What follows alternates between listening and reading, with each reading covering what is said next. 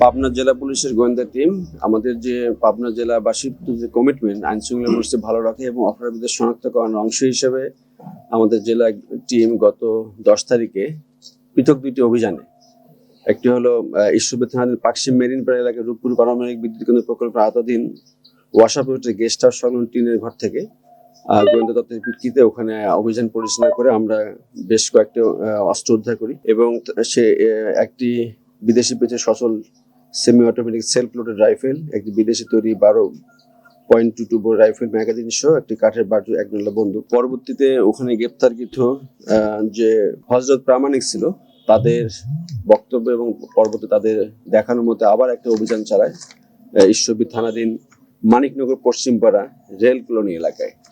আমাদের এই গোয়েন্দা টিম এই দীর্ঘ কয়েকদিন থেকে এই তথ্যটা ছিল আমাদের সঙ্গে। আমাদের প্রায় 20 জন সদস্য 5টা টিমে বিভক্ত হয়ে 3-4 দিন থেকে কমপ্লিটলি বিভিন্ন ওয়েতে খোঁজখবর নিয়ে এই ঘটনাটা উদ্ঘাটন করে এবং যারা এটার সঙ্গে জড়িত 5 জনকে আমরা গ্রেপ্তার করি এবং 5টা অস্ত্র উদ্ধার করা হয়।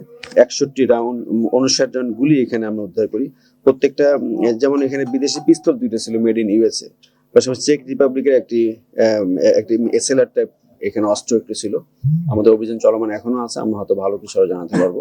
তো আপনাদের মাধ্যমে আমরা যেতে চাই যে আমরা জেলা পুলিশের যে কমিটমেন্ট আইন শৃঙ্খলা পরিস্থিতি ভালো রাখা, পাশাপাশি যারা অপরাধী সমাজে এরকম অস্থিতিশীলতা মানুষকে ভীতি সৃষ্টি করতে চায় তাদের যে কোনো বিষয়ে আমরা তৎপর আছি এবং এরকম ভাবে অপরাধীদেরকে চিহ্নিত করে আমরা পরবর্তী আরো বেশি আইনানুগ ব্যবস্থা এবং অবৈধ অস্ত্র উদ্ধারে আমরা তৎপর থাকবো।